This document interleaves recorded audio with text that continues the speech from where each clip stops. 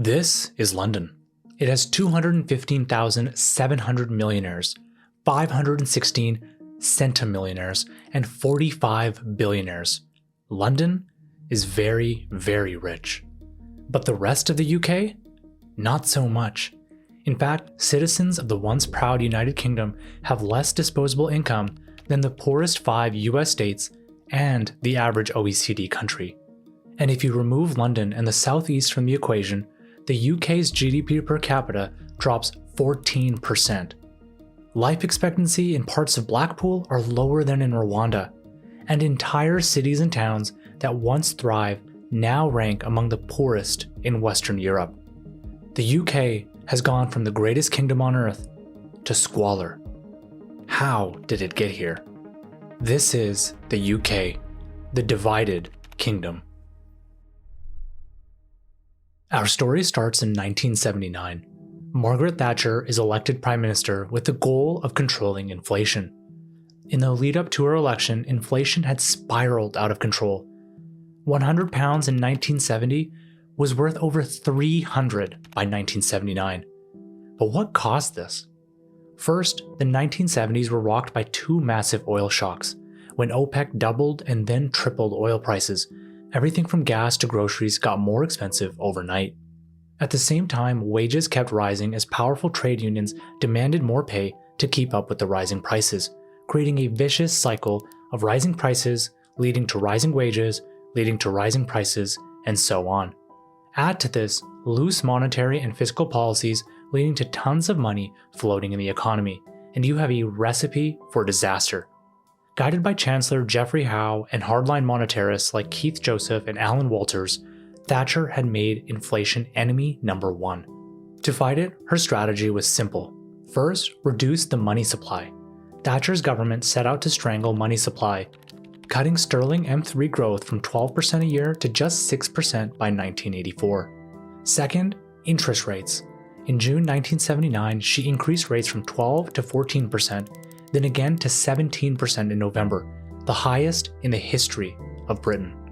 The idea was simple enough: make borrowing expensive, slow down credit, and choke off inflation. Although this helped stamp down inflation, a stronger pound made British exports uncompetitive abroad, while sky-high borrowing costs crippled businesses at home. Manufacturers couldn't invest, couldn't expand, and in many cases couldn't even keep the lights on. And the third thing was government spending.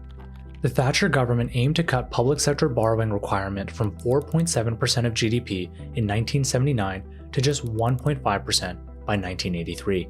Concurrently, while in the middle of a recession, they did the unthinkable. They raised taxes. But Britain was already in trouble. More than 2 million people were out of work, and every month, another 100,000 were joining the unemployment lines. It was so shocking that 364 economists signed a letter to the Times saying the policy had no basis in economic theory. So the question was, did it work? Well, yeah. Although extreme, inflation decreased from 13% in 1979 to 5% by 1983. But at what cost? High interest rates, a strong pound, and spending cuts crushed manufacturing towns across the United Kingdom. Britain's industrial base was gutted and regional inequality began to take shape. Meanwhile, London was living a very different story. Predominantly a service-based economy, London, unlike much of the UK, was able to hold on. By the mid-1980s, joblessness in Northern England, Scotland, and Wales all pushed past 15%, while the South East and London stayed under 10%. But why was this the case? Enter the Big Bang re-regulation package. Thatcher had a vision of transforming London into a financial superpower through deregulation. Fixed commissions and exchange controls were scrapped, the single capacity rule ended, foreign ownership welcomed, and electronic trading unleashed. The result? International banks poured in £450 million into the city. 1,500 new millionaires were minted, and London cemented itself as the world's dominant financial center. On paper, the UK looked like it had gone through a renaissance. At the end of Thatcher's first year in office, GDP was around 1 trillion Great Britain pounds, but when she left in 1990, it was 1.4 trillion GBP. GDP per capita also rose from 15.5 thousand to 19.9 thousand by 1990. Britain was richer. But this data doesn't show the whole picture. During the same period of time, the Gini coefficient, a measure for inequality, increased from 25 to 35, meaning while GDP per capita rose by 30%, inequality rose by 40. So although Britain was richer, it was becoming more unequal. This was partly due to the extreme cost of Thatcher's policies on Britain's industrial base. For example, in 1979, manufacturing accounted for nearly 30% of the UK's GDP, and by 1990 it fell to 16%. Concurrently, manufacturing employment fell by nearly 40% from 1979 to 93. So yes, GDP rose, GDP per capita increased, but if you didn't live in London, it wasn't so obvious. The services industry grew, but other industries declined as the UK wanted to rejig its economy. Another way to examine the impact of shifting industries is the relationship between direct and indirect jobs created. Basically, if you open a factory selling widgets, you might hire 100 people directly. But to make your widgets, you need steel, electricity, and distributors, and more. Your factory therefore might support an additional 300 indirect jobs, giving a ratio of 1 direct job to every 3 indirect jobs. If we look at banking, the total is around 200 indirect jobs per 100 direct jobs, a ratio of 1 to 2. But if we look at iron manufacturing, the total is over 900 indirect jobs per 100 direct jobs, a ratio of 1 to 9. In fact, if we look at the financial services industry broadly, the ratio is around 1 to 3.6, which sounds great, but when you compare it to other industries like utilities, durable manufacturing, and non-durable manufacturing, it isn't. And this is one of the reasons that service-based industries lead to higher GDP but increase inequality as earnings become more concentrated among a smaller group of individuals. But this isn't simply about job creation, it's also about wages and benefits. Manufacturing jobs tended to be characterized by formal employment agreements with strong benefits, retirement plans, paid holidays, insurance, and sick leave. Alternatives for the majority low-skilled manufacturing workforce did not have these characteristics. As such, studies show that the shift away from manufacturing led to an increase in inequality. And as a reminder, the UK's industrial base is deeply regionalised, so although there might be jobs and wage growth in the south, pockets that historically relied on out-of-favour industries became hollowed out. And today, not a single region in the UK north of London has a GDP per capita higher than the UK average. Let that sink in. That means that every region in the UK, excluding London and the southeast, is poorer than the average of the UK. Real quick, over 96% of you aren't subscribed, so if you've been watching for a while, join the 4%. It's free and helps the channel. Now back to the video. As cities become poorer, people begin to move to wealthier ones in search of greener pastures. It's only natural. In fact, this phenomenon is studied the world over. As such, as London began to grow, many economists believed that there would be a significant migration to the big city from other parts of the United Kingdom. But they were wrong. Even though people in the UK move between regions at a higher rate than other G7 countries, London is the exception. In fact, Britons move away from London more than they move to London. London is one of the only cities in the UK with a negative internal mobility rate. But how does that make any sense? Especially when you take into account that median household incomes in London are 14% higher than the UK. Isn't it obvious to move? Well, not if you take into account living cost. When you factor in housing, household incomes are only 1% higher in London. So unless you are in the top quartile of earners, it absolutely makes no sense to move. Housing in London is nearly 2 times greater than the UK average. And when you take into consideration what you get for your dollar, it's even more expensive. It's no surprise then that London has a major homelessness problem. But it's not like anything seen in the Western world. Homelessness advocates counted over 13,000 rough sleepers in London in 2024, a 10% increase from the year prior and a 63% increase from a decade ago. Overall, 2% of Londoners are considered homeless. Compare that to New York at 0.8%, Toronto at 0.5%, Paris at 0.3%, Berlin at 0.3%, and Amsterdam at 0.2%. London is in a league of its own. One of the reasons for housing struggles is the right to buy scheme that Margaret Thatcher introduced in 1980. The idea was to privatize social housing by allowing tenants who lived in these homes to purchase them at a discount from the government. And these discounts were steep. Initially 33% for houses and 50% for flats, which was later raised to 70%. Now, many conservative-minded folks might say this sounds like a good idea, but I assure you, it is absolutely not. The government was basically allowing people to buy properties at steep discounts to market value without any promise of ensuring that housing stock would remain affordable. This policy would economically benefit the current generation at the expense of future generations. And not only that, local authorities had to offer mortgages with no deposit. So do the math. If you bought a property for 0% down at a 70% discount, then sold it for market value a few years later, untaxed might I add, you would be laughing to the bank. The problem was particularly acute in London. In 1980, London had around 715,000 of these homes, representing nearly 30% of the entire housing stock in the city. But today, only 390,000 of these homes remain, and social housing now comprises around 10% of housing stock, a decrease of 61%. Furthermore, across the UK, it is estimated that at least 40% of right-to-buy homes are now rented at market rates. But there are more reasons than just this for London's skyrocketing housing prices.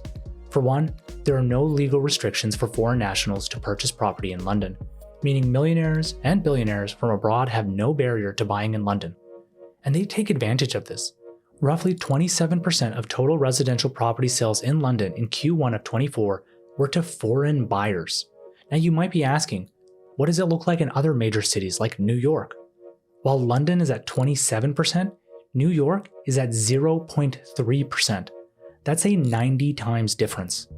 And it gets worse, over 20% of new rental properties in London have at least one foreign shareholder, doubling from 2016. One of the reasons for this is the UK's non-dom tax status, which has basically been abolished. This enabled UK residents who claimed their permanent home was abroad to avoid paying UK tax on foreign income and capital gains. Now, some might think this is a smart policy, but it is deeply short-sighted. Yes, these people bring money from abroad and spend it locally, but they also compete with the local population on scarce resources like housing. Now, if you have a handful of these people, it's really not an issue. But if you have 83,000 of them, you have a major problem. Countries around the world love the idea of rich people spending their money in their country, but it always leads to housing dislocations. Sydney, Melbourne, Vancouver, and others all fell trap to this. Moreover, these rich individuals don't contribute in the same way to the economy. They aren't going to take care of the sick and old. They aren't opening new businesses locally and employing people locally. They aren't working at all. They simply buy luxury homes and cars, eat out, and sleep. Yes, they contribute a little to the economy, but they are nothing more than a way to pad stats, all of this at the expense of local people. But housing is only one piece of the puzzle. The deeper issue is where Britain puts its money, and for decades the answer was simple: London. When most people visit London, they complain about the tube and the poor infrastructure. Clearly, these people haven't been to other parts of the country. If you look at transport investment in the UK, London takes the cake. The city gets nearly £1,200 per person. Compare that to the Northeast at just £430 and the East Midlands at £350. Even the Southeast, the closest region, barely gets half what London gets. To put it in perspective, if the North had been funded at the same per-person rate as London, it would have seen an extra £140 billion of investment. That's the equivalent of building 7 Elizabeth lines. To make matters worse, Britain underspends on transport compared to its peers. OECD data shows that the UK put just 0.3% of GDP a year into roads between 1995 and 2020. Compare this to Italy at 0.4%, Germany and the US at 0.5%, and France at over 0.6%. The tragedy is that this underinvestment makes Britain's cities less productive. With weak road and rail links, cities outside London have far less effective size. Fewer people can commute in, fewer jobs are connected, less growth is possible.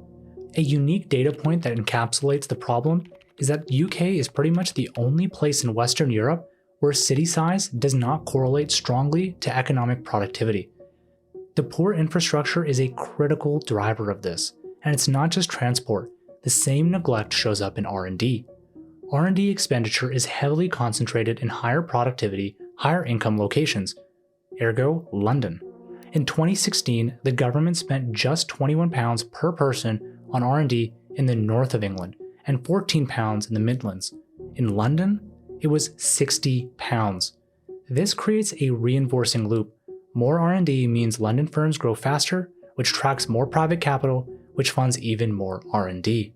Moreover, Britain is the outlier. Germany's poorer regions, the smaller bubbles on the scrap, receive more public R&D support. In the UK, it's the opposite. The outcome is obvious. The places that need support the most are left with scraps, and Britain's R&D policy ends up deepening inequality instead of fixing it.